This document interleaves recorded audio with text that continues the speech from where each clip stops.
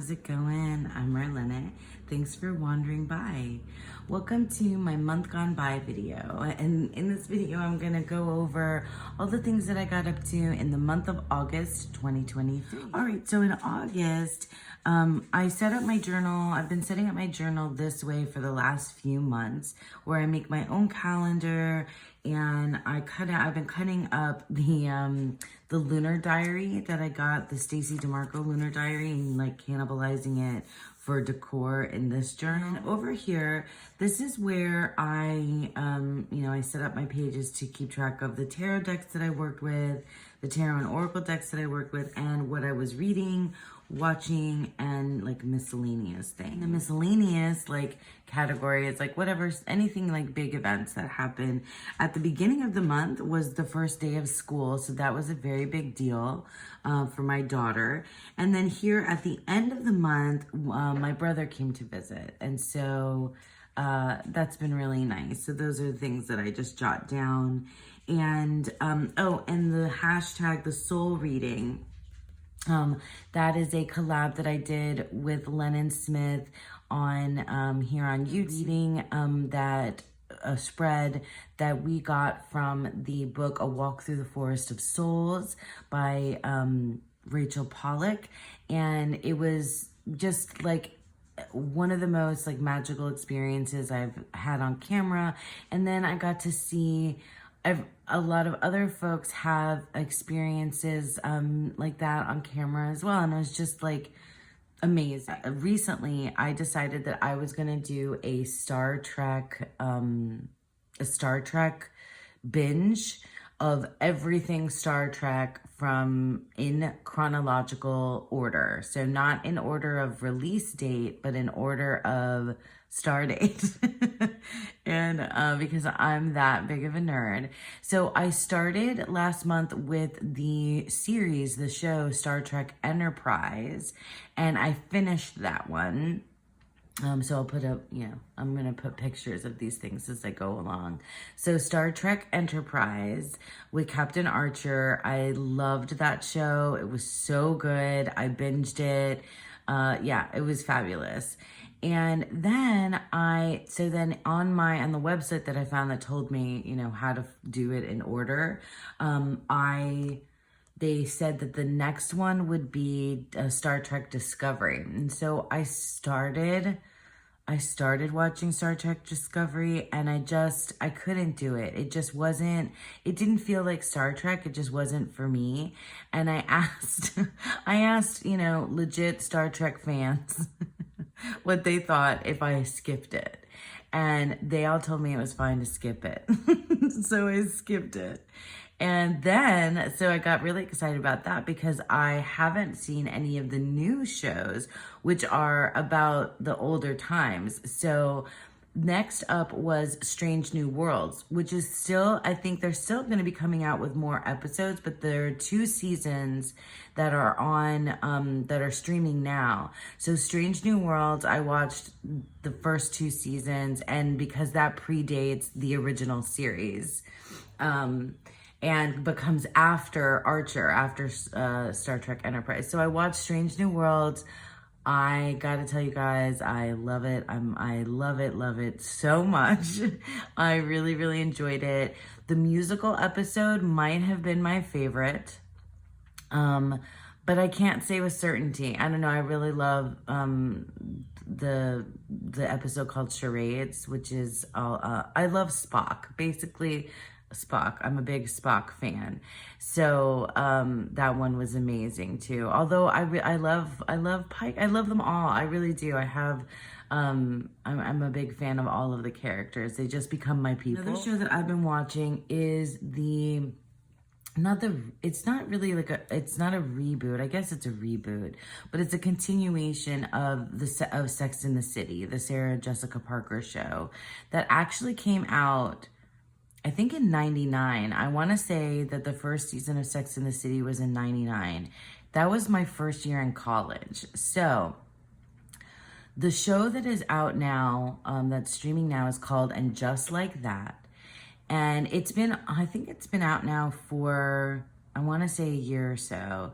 But I have a lot of feels about this show because Sex in the City was for many, like many people, women or people, I should say, but many folks my age, like it was a very formative show for me in my 20s. And that's when it came out. And I rewatched the original Sex in the City, I don't know how many times, because it was always on. It was always on HBO, so I rewatched it like a million times. And I also had, that was when we had DVDs and everybody collected DVDs. So I had the entire, series on DVD. It was just very formative. And like I recognize now, like in retrospect, there were a lot of things that were problematic, yada yada, about the show, but I just was always very invested in those characters, all those characters, and they spent like a good couple of decades with me. So when I heard, and I watched the movies, which were horrible, both of the movies, they just weren't great. In any case, when I heard that the show And Just Like That was coming out, I was, I was like, wary, but but I still wanted to check it out. And anyway, I feel like there's probably like a tons of articles about this all over the place that many of you that are into this show might have already read and whatever. But, and this is full of spoilers. So if you, so here's your warning. If you have not watched or do not know what happens in the Sex and the City continuation story And Just Like That, I recommend you skip ahead, okay? In the very first episode of And Just Like That, Mr. Big dies. And I watched that first episode like a long time ago when it first came out, I think. And then I immediately, I didn't know it was coming. I didn't hear any rumors about it. I didn't know. I think it got spoiled for lots of other people, but I didn't know that was going to happen. And it was traumatic. It was just really traumatic. And the show felt awkward and the characters didn't feel like they were themselves, like it felt like the actors were acting and it didn't feel like my people that I had known. So, there were other things about it that I was struggling with. But then, Mr. Big dies and I was just like, no, I can't do this. I'm not going to watch this show. And then what happened? Time went by and I realized that they had made an entire first season and second season. And I was like, okay, I dealt with that, that trauma. I'm not, I'm laughing, but he didn't really die, but the character did.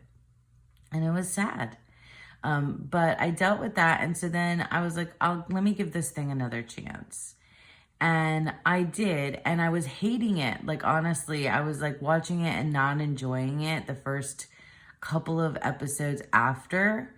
And then something clicked. And I felt like my characters, they like, I don't know, something clicked where it felt like the show again. It felt like it had when I was in my 20s. It felt like the original show.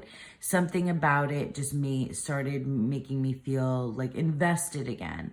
And I just really, they're in their 50s now, the characters. And so I just really felt like I needed to be with them. Like I'm in my, my mid 40s and like they were these very monumental characters for me that like really like shaped a lot of my, I don't know, like they shaped a lot of my thinking about relationships and just a whole host of things, positively, negatively, you name it, and things that I might not have thought of. It was really formative for me.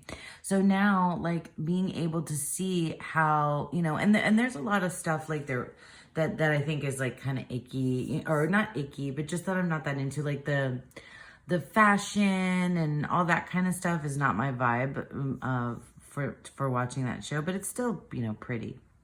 And their wealth and stuff, some of that stuff is a little icky.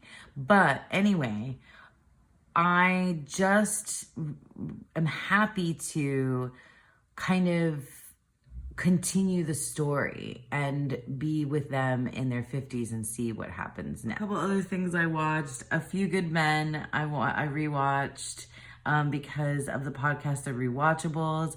And my daughter and I watched The Ladybug and Cat Noir, the new Netflix. It came out on Netflix, the new movie, because we have watched the entire Ladybug series that had existed before. And so we watched the Ladybug and Cat Noir because of my animal gnosis for the month, but also because she wanted to watch it. So for books, this month in Dawn Michelle's Monthly Medicine, we had a Norse mythology theme. So I am not at all well versed in Norse mythology. And so really this month was just kind of the beginning of me dipping my toes into Norse mythology. I did get a couple of books on my Kindle, and I'll put up the images of them here. I got a book that is the Poetic Eddas, and then I also got a book that is, oh my gosh, I forget what it's called, but I'll put it up on the screen. But it was like a kind of a helping you translate the Poetic Eddas, basically like the source material for Norse mythology. But this book, so for Christmas, I think a while ago, my daughter Rory, we got her Norse mythology, Greek mythology. I think there's another like mythical creatures book, and these kind of National Geographic, like these books, these like kind of coffee table kids books that I got for her. And so, but for me, this was fun for me to read too. So I read some of these. I've read some of these to Rory and with Rory, with my daughter, and then I just read on my own. And it's a beautifully illustrated book. I hope you probably cannot see the whole thing. It's taking up the entire screen. But it is just, it's one of these beautifully illustrated books that goes through, like it gives a condensed version or abbreviated, version of the mythologies. And I like that. Like I needed to start from kind of like a, something that was written for children. So it's a more, easily digestible and summarized version of the stories. And I really got into it. Treasury of Norse Mythology, and then down here it gives us the author Donna Jo Napoli, illustrations by Christina. And another one I got from the library. This is Neil Gaiman, Norse Mythology. Now, Neil Gaiman's Norse Mythology book is super fun, and it's a good, I think, it was recommended because it's a good, like, kind of like just place to start that's not necessarily like completely, aligned with the source material for Norse mythology. Like Neil Gaiman kind of, reinterprets things in his own way. And he says that in the book. And so I really enjoyed it. It was fun to pick up and put down because it is, stories. I could just like read one and then, and then not come back to it for a couple days and so on. I didn't get through the whole book. I definitely didn't. So I will probably want to check this out again. I have, I got a bunch of other poetry books, but they've been sitting there really because Blue Horses, this is by Mary Oliver. You can see how many of the poems that I tabbed. Mary Oliver, who recommended? I think Lennon did. Lennon told me to grab Mary Oliver, and actually I was just talking about Mary Oliver poetry with Lisa. I enjoyed this. I very much enjoyed the poem about the blue horses. So this is a painting The Blue Horses is a painting by Franz Marc. I'll put the picture of the blue horses up here as well. I'll read you this poem. It's so good. So Franz Marc's Blue Horses. I step into the painting of the 4 blue horses. I'm not even surprised that I can do this. One of the horses walks toward me. His blue nose noses me lightly. I put my arm over his blue mane, not holding on, just commingling. He allows me my pleasure. Franz Marc died a young man, shrapnel in his brain. I would rather die than try to explain to the blue horses what war is. They would either faint in horror or simply find it impossible to believe. I do not know how to thank you, Franz Marc. Maybe our world will grow kinder eventually. Maybe the desire to make something beautiful is the peace of God that is inside each of us. Now all 4 horses have come closer, are bending their faces toward me, as if they have secrets to tell. I don't expect them to speak, and they don't. If being so beautiful isn't enough, what could they possibly say? Here is my month ahead, and I'm not sure if I'm gonna do this again. The thing is I do this, and one of the reasons why I do this month ahead spread is because I've been using this from the Stacey DeMarco Lunar Diary that I've been cannibalizing to put in here, and I also like doing it because I just like an excuse to use more of my decks. That's the honest truth. I just want to use more and different varied tarot and oracle decks, and I don't think there's anything wrong with that. So anyway, this month I used the Margaret Peterson, the Magical Herb Oracle, and the Thoth and my Thoth Tarot. So let me grab those and I'll show you what they look like all together. Okay, so Magical Herb Oracle, here's the box. Magical Herb Oracle, Sherilyn Darcy. I love this deck. It is, I edged mine in this like light brown. It's a great just all around oracle deck for me because it's got my favorite setup in that it has an image that relates to the keyword. Even though it's herbs and plants, it does have something that gives you something extra, and then it's just one word. So that's usually my favorite thing. It's just one keyword that I like on my oracle decks. And here are the backs, so pretty. This deck is just very versatile. And then we have the Margaret Peterson Tarot. Shown this deck so many times here. You might be tired of seeing it. It's the burgundy bordered one, and I edged mine in a wine color to match. Margaret Peterson, just one of my absolute top 5, maybe top 10 for sure, maybe top 5 decks. It's abstract, and it just speaks my language. I've been finding more and more that abstract art is just for me, which I would not have ever thought. I really would have, like, who would have thunk? But it is. And the Margaret Peterson, I absolutely adore this. It's very immersive. Great tarot, great guidebook. I've used that guidebook. I've read that guidebook and used it outside of using this tarot deck. I've used it for other tarot decks, and I've read the poems just for funsies as well. And then we have my beloved Thoth Tarot. This is my trimmed version. It's the large mass market readily available one that I did in micro border that did not come out great, but that I love anyway. So that's my thoughts. So what I did for my month ahead is, the spread, it ends up being a 9-card spread. Okay, so again, this is my month ahead spread. And basically this is just from the Stacey DeMarco Lunar Diary, and I just took out words from this is supposed to be journal prompts, really. Like, what would I like to create, experience, and manifest this month? This is important dates, but I just say, what's important for me this month? Joy, devotion, and then ideas, musings, and actions. And so I used, like I said, the Margaret Peterson. And so I got the Ace of Coins, the Four of Cups, and the Nine of Feathers for create, experience, manifest. I know it's hard to see everything, like I can't because these are big cards, but I like a 9-card spread.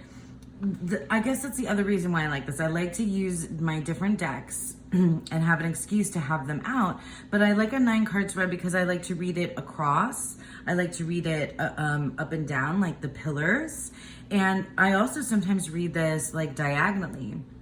And you know, so Ace of Coins, Four of Cups, and Nine of Feathers for create, experience, manifest, and like what's important, detox, joy, clarity, devotion, cleanse. So like these words here on the magical herb are all about, yeah, like releasing, like detoxing and cleansing are really kind of related.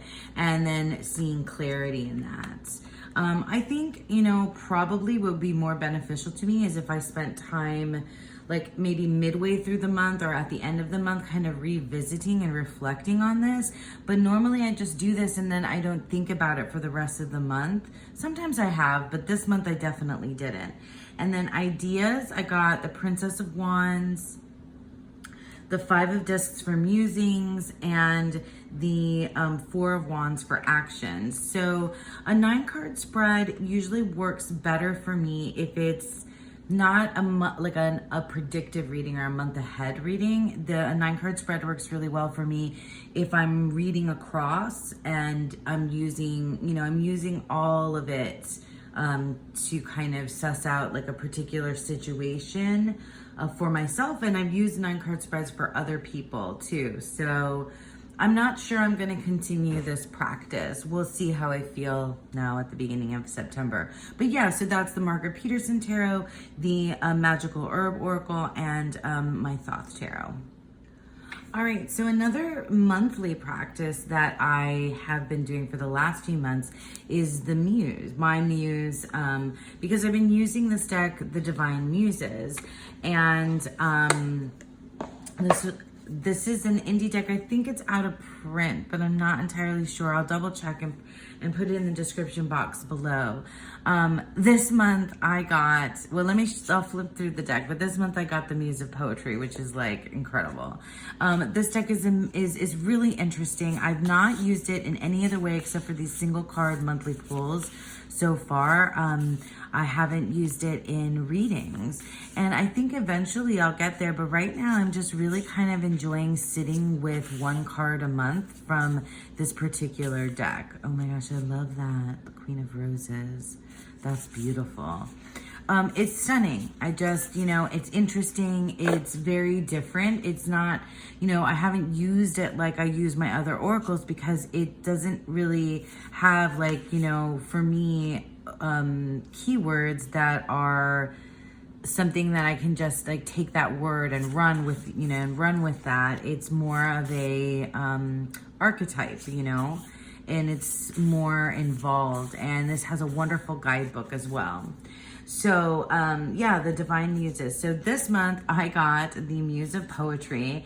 And I gotta tell you, ever since I got this deck, I've wanted to draw the Muse of Poetry. And then when I did draw the Muse of Poetry with this photo of Emily Dickinson, I was so intimidated by it. Because I'm like, does this mean I have to write this month? Does this mean I have to? And I did not write a single poem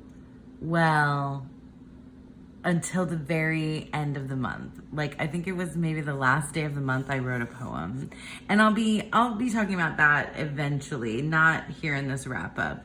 But something that came about, and the poem that I have here is one of my favorites. It's called The Pure Aspiring by Thomas Lux. Like, I just love that poem so much. But one of the things that I realized this month, especially at the beginning of the month, was that I can embody the muse. Like I am, I think, something I've realized about myself, and I guess I was just kind of hesitant to admit, because it seems like not very humble to say that you inspire other people. But I think that is something that is a quality that I have, that I inspire other folks. And I think I did that, in the month of August. There were several things that my friends, creative projects that friends of mine were working on or beginning or thinking about. And I inspired that project, or I helped, inspire them in one way or another. And I really felt like the muse was kind of coming through me. I was working with poetry, on a project with a friend. I was, writing daily, and then I wrote a poem at the end of the month. So poetry was most definitely part of it always is part of my everyday. Like, poetry is part of my life all the time. But this month I really felt that I kind of embody the muse of poetry, just myself being me. And I think that's really cool. Okay, onwards. So my weekly wisdom is a practice that I have started the last few months. And I just kind of I don't know how, what I wanted from it when I first started, except to just, again, have an excuse to take out some more decks, to work with them and get to know more of my decks.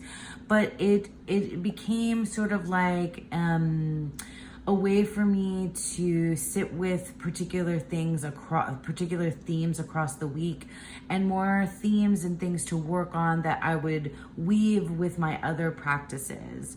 But this month, my weekly wisdom practice took on a life of its own, and it became more about like a magical practice, and a spell crafting and spell work. Making magic, is one of the decks that I started using after the first week. So I used all these decks in combination, and they were very helpful for me, but also they helped me set intentions and set goals and things like this for myself. Okay, so firstly, I'll talk about the little deck that is little but mighty. Small but mighty, is that the word? So this is the Making Magic mini deck, and this comes also in a larger size. I'm thinking about getting the larger one as well. It's circular, but I like the idea of having the circular one so that it can go underneath candles and workings and things like that on my table. I do like this though for the space that I have right now. I edged mine in black. I do like this now for the space that I have, because it fit with the cards that I had out. I could put this little guy there with all these three other decks that I was using. And in the past, I have mostly chosen specific cards from this deck that I want to work with specific things that I want to bring in, or just kind of the way that I want to set intentions, goals, cast and spell cast, right, and do workings. But this time, for whatever reason, I decided I wanted to just shuffle and draw from this deck and use the sigil and use the message as part of my magical workings, my weekly wisdom, really, things that I wanted to spend time thinking about, mostly for my personal self-growth, for the week. So Making Magic is one of the decks that I use. I really, really love this deck.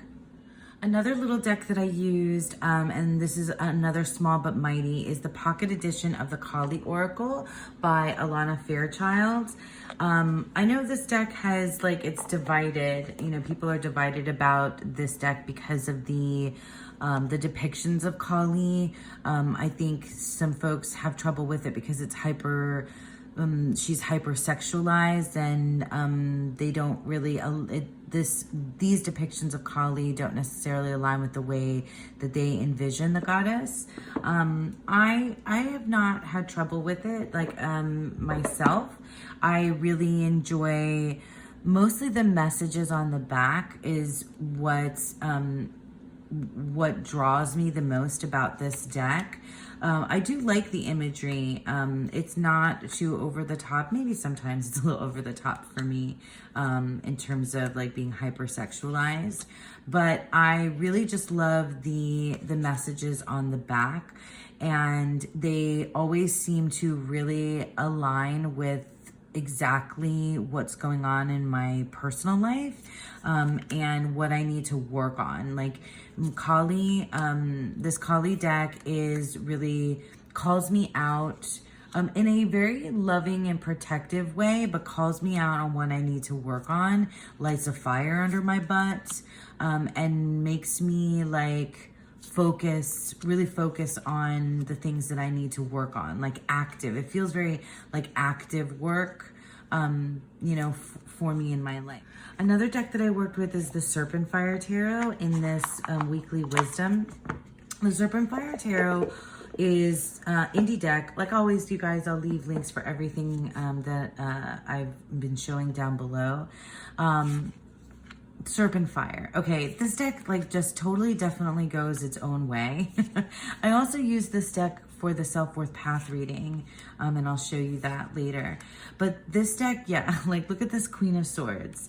This deck, I love the coloring. It's perfect for summer, late summer. Definitely has those vibes. It's very empowering. It feels very much connected to Kali's energy for me as well. Just works so well in tandem with that particular deck. And it's, again, very empowering. It doesn't sugarcoat anything. But this deck also feels magical. Like all of those things together were really what kind of put the weekly wisdom into like a weekly magical practice for me. Just the way that these decks kind of just all worked with one another, and it was just beautiful. And lastly is the Seed and Sickle Oracle. I got the idea from someone somewhere to write keywords on the card itself, because the cards only have they're beautiful, and like I love this artwork. This is just totally my type of artwork. I can't ever, I could never get rid of this deck because I just love the way that it looks. It's really pretty. It's so pretty. It just like speaks to me, and I really wanted to make it work for me because I love the look of it and the way that it makes me feel when I look at the artwork so much that I wanted to make it a useful oracle deck in my practice. And for that to happen, I needed keywords, okay? It has a dawn and a dusk guidebook. And so what I did was I read through the guidebook, and for every single card, I decided I picked one keyword or phrase. I tried to keep it to one word, but sometimes it expanded to a phrase. And I did a upright and reversed. So a dawn and a dusk. Yeah, a dawn and a dusk keyword on every single card. And I just used a sharp. So I didn't do this until towards the end of the month. So I didn't I worked with it without the keywords, and then I did, but then I did some just readings with it on its own that I didn't record in my journal to test it out to see that it would work for me with using these keywords, and it totally does.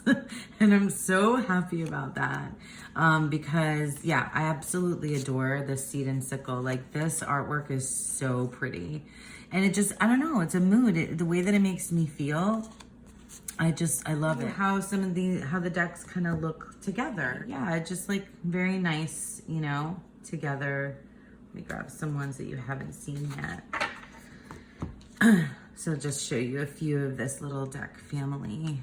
But you can see, I mean, the you know, the colorway is very nice together, right? Let me do another one.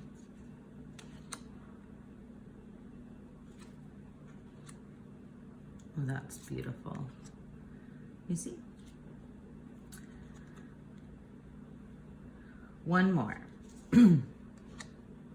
Oops. Bramble. I'm pretty sure I got bramble. Earth. Beautiful. Okay, so next were my daily draws. I used the Canted G Oracle and the Uncommon Tarot. And if any of you also follow me on Instagram, you might have seen me posting lots of pictures of these two decks together, which were like absolutely amazing. I started strong and then like I kind of lost things along. I didn't do obviously every single day, and it's because I got sick halfway through, and then like things on the weekends were like super busy. But anyway, for the most part, I did use these two decks quite a bit. And what I did was I pulled one Canted G, one from the Uncommon Tarot, and then over here I have like written, I have written like just these little phrases and things, words and things, and I kind of want to at some point put these together into a poem, but along with some of the writing that I did in the Canted G Oracle. Let me show you that deck and also how I spent my month with its guidebook. I feel like you guys are gonna laugh at me, but I took the Canted G Oracle guidebook with me to work, and I started writing things and sticking papers inside it. So that's why I had to get this binder clip around it so that I wouldn't lose the papers that I had in here. And let me just show you. Yeah, this is one of the ones that I did some annotating. So a couple of things. First of all, I love this Canted G Oracle. I especially love it for the guidebook. I had been hesitant to get it because the artwork is something that kind of makes me uncomfortable, kind of like skeeves me out a little bit, just that particular artist's artwork. But I'm over that now, and actually I think I might even like have to eat my words, and I'm thinking about getting her tarot deck as well, which is just like a whole other thing. Anyway, the Canted G Oracle, oh, you guys, this guidebook is amazing, and it's well worth like really deep diving into. I, spent the month with it, didn't pull every day, but when I did, I would, I took the pictures, I took pictures of the decks, the cards at home, but I brought the guidebook with me to work. And then I did some annotating, which I got Dawn Michelle, I got the idea from Dawn Michelle because she sent me pictures of people that are doing like stylistic annotating. And anyway, I got inspired by that, and I did some annotating in the Canted G Oracle guidebook, which is green. So I used green everything. I used green everything here and did, and then, but what I've been doing is I just pretty much, yeah, it's like lots of writing of mine. But every time you can see like all these different little pieces of paper that I have stuck in here from the month are writings that I did that I think I'm gonna, as I revisit this, I'm going to use for mining for poetry, and maybe even like one of these might be poems themselves. So here's the Canted G Oracle and the Uncommon Tarot together, side by side. I feel like these two decks just, I gotta say, I can't even tell you how beautifully I think that they look with one another. Uncommon Tarot is a mass market tarot deck that's been around for a while. It's collage. So pretty together. They just really, I feel like, work stunningly together. just show you, flip through a few more so you can see them side by side. The sentient nest and the 5 of cups. Like, what? That's so good. Pollination and the King of Swords. Look at that. And then there's the butterflies and the bees. We have the wounded harpy eagle and the 5 of swords. So good. I feel like I'm seeing cards that I didn't get. The coiled snake and the hanged one. So you guys, I mean, do you see the magical, you know, this magical pairing? Like, for me, it just spoke very, very beautifully.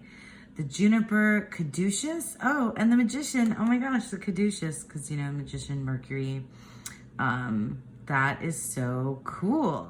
Okay, so I made an entire video about my moon practice for this month. So I'll definitely put that in the description box below. And, but I really just wanted to kind of give you an update for those of you that are interested on what I did and how it worked out for me. So basically what I did this month is I used the Queen of the Moon Oracle and the Tarot of the Cat People to follow the lunar cycle from August 1st until the end of the month. And I had never done like a daily kind of moon cycle practice. I had only ever really kind of focused on the new moon or the full moon. And I had tried in the past to do, to do that, to develop like a new moon and full moon practice every month. And I failed miserably at that. And it just didn't work for me. And so this time I had dedicated myself to not every day, but almost every day at the end of the day and the night, because I drive home late. I drive home in the evening from work. And so I was making connection with actually seeing the moon in the sky.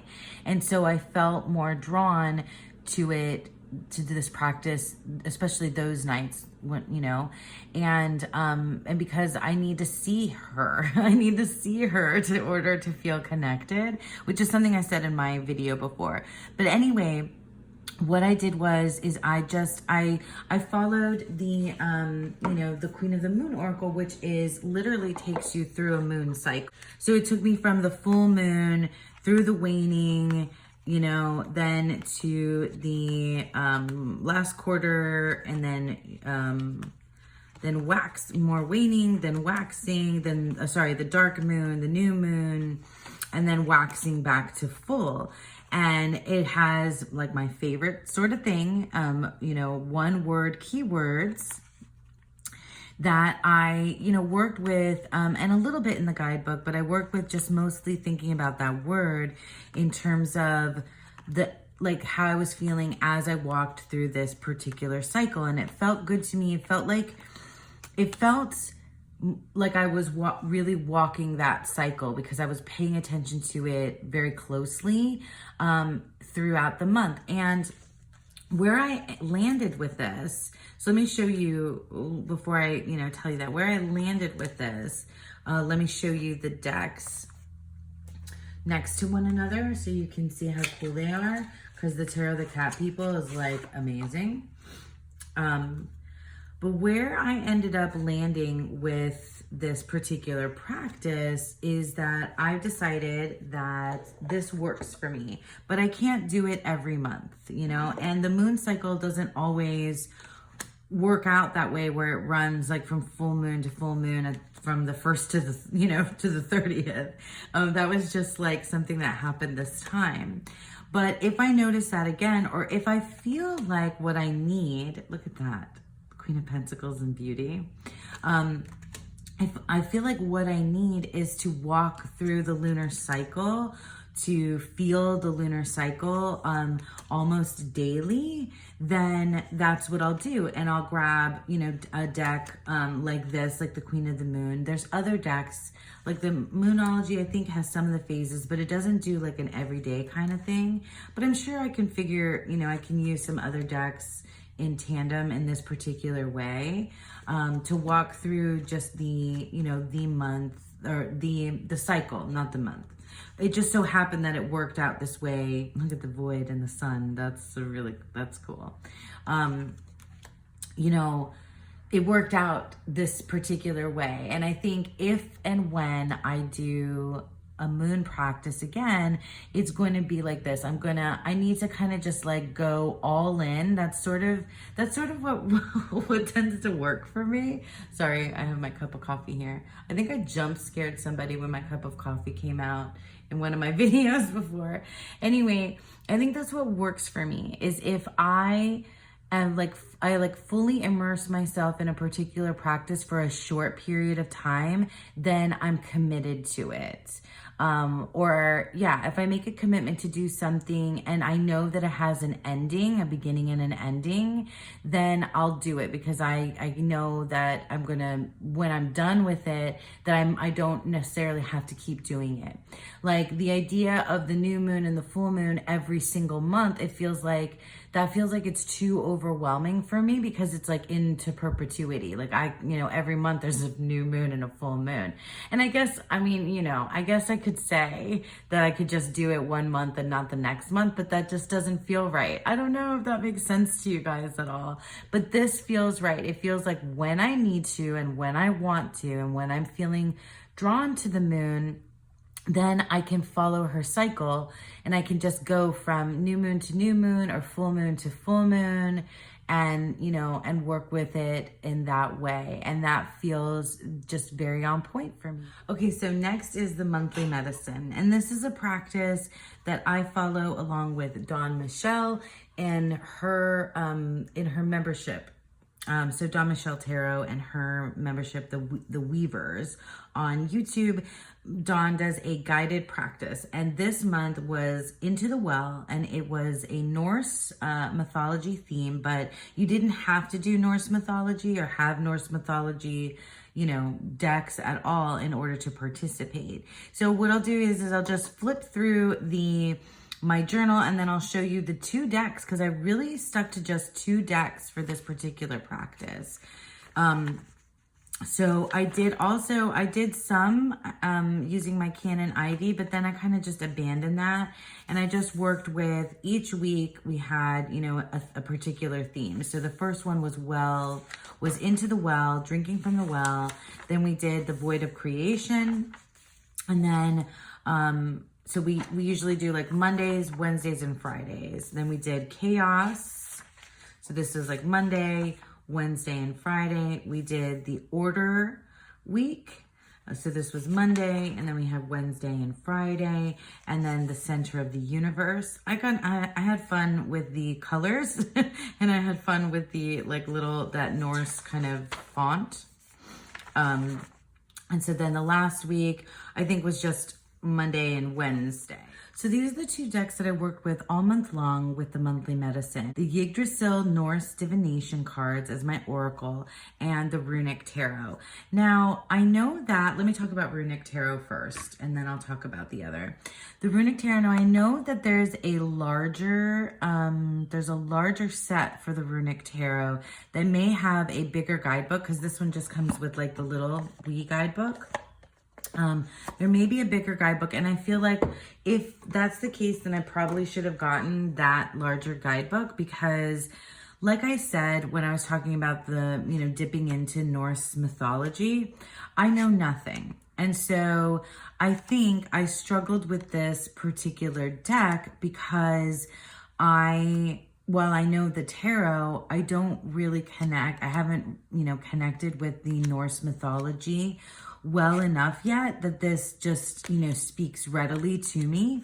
And I don't know the runes, and the little tiny guidebook in here was really nice, but it just wasn't enough information for me to feel like, I could read this, as the 10 of Cups, and I see the 10 of Cups here, but I also want to understand the connection, for the Norse mythology. Some of them I've learned, some of them I know, like your basic, not basic, but the main gods, that I read about. But I just feel like this deck, I didn't connect with it yet, and I think it's just because I don't know the mythology, you know, that intimately. And I think I probably, you know, I'll keep this deck, I think, and hopefully return to it as I get more familiarized with the mythology. The Oracle deck, the Yggdrasil Norse divination cards, comes with a wonderful guidebook. The only thing about this guidebook that I do not like is that it's not, the cards are not numbered, and the cards, there's not like an index for them, and they are really just, they are in, so like it gives you, hang on, let me find it. So it orders them by the world that they appear in, and so it has the symbol on it, and then the card has that symbol on it, and you find the card based on the chapter, you know, symbol that it aligns with. But that's just not easy. That's just not an easy way to run through this book. Although I got most of the cards that I drew were from Asgard, the world of the gods, and forgive my pronunciation, I'm not going to say that, the world of ice. So I really kind of spent my time in the world of ice a lot, quite a bit. So here are the backs of this deck. I much preferred working with this deck than with the Runic Tarot. I don't know, like sometimes I abandoned the Runic Tarot altogether and just drew oracle cards for my readings because I felt so much more connected to this, and reading the write-ups about it and just using the keywords that are on the bottom here. Gosh, this is all upside down. This was one of my cards, the Giantess. Oh my gosh. This was so good. Yeah, for whatever reason, this just spoke to me much more deeply than the Runic Tarot, which is interesting because I love my tarot, you know, and I don't often just read or, you know, just with Oracle, but I felt very, very much more connected with this particular Oracle. Look at the Bragi. Poetry, language, and expression. Oh my gosh, so good. Yeah, and I really enjoyed the artwork. God, this is all mishmash. Sorry, you guys. So let me show these, let me show them together real quick so you can see that. But I'm certainly not ready to I wouldn't be getting rid of the Runic Tarot just yet, because I do think that it is something that I will want to revisit. I'm not going to sit here and just and flip everything. Sorry for the upside down stuff. Just, you know, you get the idea though. You get the idea.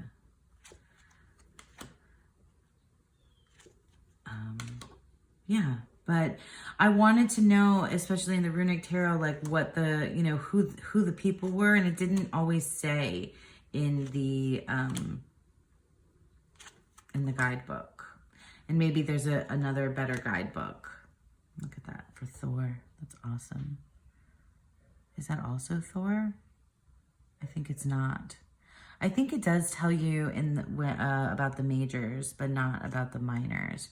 Anyway, so yeah, so that is the Yggdrasil Norse divination cards and the Runic Tarot that I use along with my monthly medicine. The themes of the monthly medicine were really wonderful, and I felt, yeah, I learned quite a bit, and it was more like it really very much felt like a personal kind of a personal creation myth kind of coming to life, and like dealing with these very large, very overarching like life themes.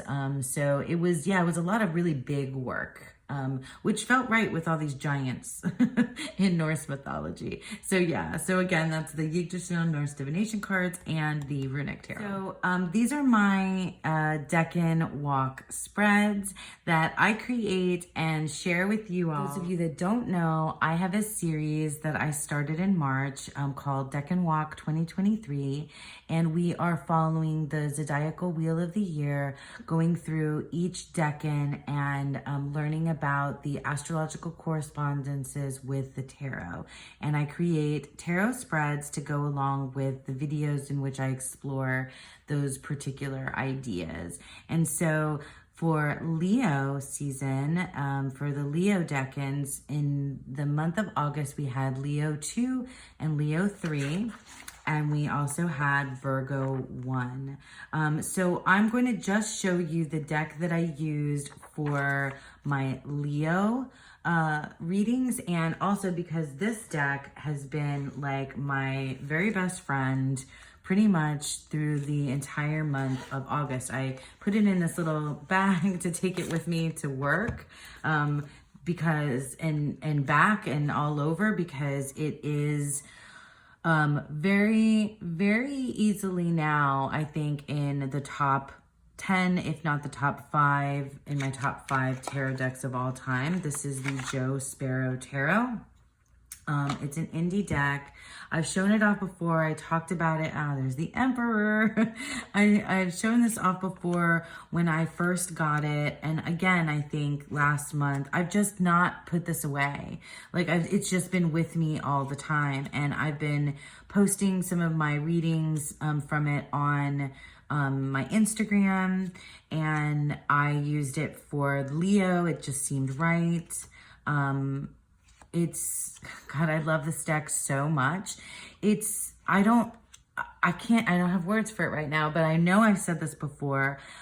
This cartoon, these depictions are they bring me along. They just speak my language. They make me think of Nickelodeon cartoons, but it's not just about being nostalgic. Like, these are really clever depictions of the tarot, and this artist and creator, I think, understands tarot, understands how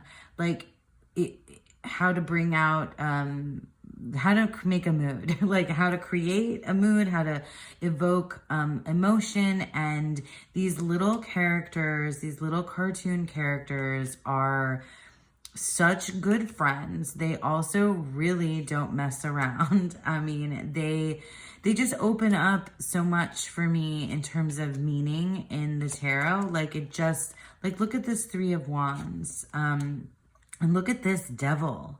Like, that's, really fascinating. It's just these little things, like the 5 of Wands, how they're all different colored flags, but the colors kind of do cross over amongst each of these pieces of the pie. So it makes you think about having conflict, but also resolving the conflict, and what do you have in common as well. Like, it's just, that's just one thing. Look at this 9 of Wands. I love this Strength card so much. The High Priestess. Like, I could do, if you wanted me to, a full walkthrough of this deck. I just love it so much. I don't want to put it away. It has, it's my best good friend. It's my new best good friend, and I love him so, so much. So yeah, so that's a deck that I use for my Leo decans, plus so much more, and that is the Joe Sparrow Tarot. So lastly, to show you in my journal, is the Animal Gnosis practice, which is part of the Patreon that I belong to, Cosmic Creeper, Tegan's Patreon.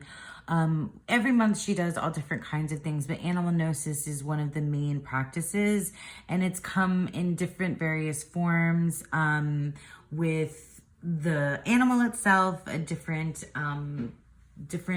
information that she gives us about the animal. Sometimes she gives us a spread, sometimes it's some other type of exercise or activity, or sometimes it's all of those, all of the above. So so it's a wonderful practice. Love Tegan. And then this particular month was the ladybug. So I grabbed my ladybug from the Tarot Oracle, which I have out here. And and I had this out on my reading table all month. I always love to draw in pop culture references. So like I told you, I watched the Ladybug movie with my daughter. And also there was some really wonderful discussion because there's a Discord that, that Tegan has for the Patreon members for us to chat. And we had a really amazing discussion about bugs and the difference between, you know, a ladybug that is the type of bug because of its appearance or because of the lure or because of whatever reason, that this is a type of bug that I will happily let crawl all over me, on my hand, and etc., that we wouldn't freak out if it landed on us, or for me personally. But you know, there are bugs, obviously so many other bugs that we're just like, ew, no. Bug, she came up with a gratitude spread, and I did it not every single day, but you know, a few times throughout the month. And I used this deck, and I used some others too, but I used the Tarot Oracle, which is full of these beautiful black and white drawings of animals. It's a huge deck. Look at how many cards. This is an independent deck, and it has, you know, my favorite one keyword and these amazing drawings. And I like to use it for the animal gnosis, but I do definitely use this deck quite a bit in my readings. And this time I used it alone. I was just doing like an oracle reading, which is rare. So that's the Tarot Oracle. I also used this one. I also used the movie tarot, which I showed this on the channel. I did, oh, I know why, because I did a mod on this deck, because I was trying to put this together with the TV tarot and use it all as one, and that did not work out, and I did a terrible mod of this. But it is what it is, you know. It does not shuffle well now. I might just repurchase. Well, I didn't purchase this in the first place. This was a gift or a trade from my friend Rumor Haven, who's awesome. But yeah, I use this deck. This is just a good time for me. I love movies, and I don't mind that it's pippy. And this was a really nice one to do for gratitude readings. I think the animals and the movie tarot were really wonderful. I used some other stuff too. I think I used the uncommon tarot, which I've shown already. And I used the quintessential Thoth. Oh, let me show you that. So this is the quintessential Thoth tarot. This is a deck that was created by my friend Lennon Smith, and she sent it to me. Because I kind of helped spark the idea for this deck. I've talked about it. I have a full like side by side walkthrough. I use this in the soul reading. This is like just, I mean, yeah, like rose to the top of my favorite decks so quickly. I don't know what it is about the way that Lennon interprets the Thoth Tarot that just totally just speaks my language. And these abstract pieces of the Thoth, because this is a Thoth deck, obviously quintessential Thoth, it just like, it's just so for me. I use this deck, like I said, with the soul reading, so for spiritual things, but I've been playing with this deck, while watching Star Trek. This deck likes to talk to the aliens. This deck likes to talk to space characters. And it's been so fun. I've been using it like, tell me what's happening now. What does this mean for this character? And so on and so forth. And I've used it for daytime, morning draws, nighttime. But mostly I've been just sitting with it and shuffling it during, like, while I'm watching TV and just pulling cards while I'm watching TV. Resonated so wonderfully well that way. Like, I can't even tell you, just amazing. So the quintessential Thoth Tarot has been a big part of my August as well. And then lastly, did I show? Yeah, I did talk about it briefly, didn't I? I did, yeah. The Walking the Self-Worth Path. I talked about the Serpentfire Tarot is what I used. And I've talked about this before with Lisa.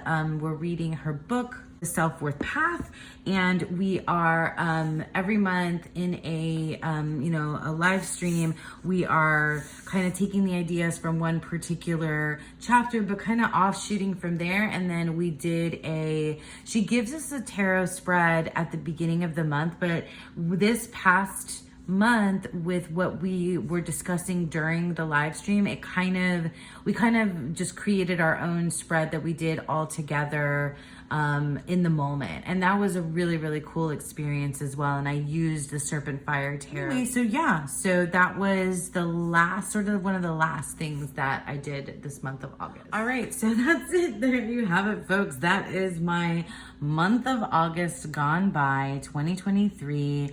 I hope that you enjoyed that. Thank you so much for sticking around with me, and I hope that you all have a beautiful, wonderful day.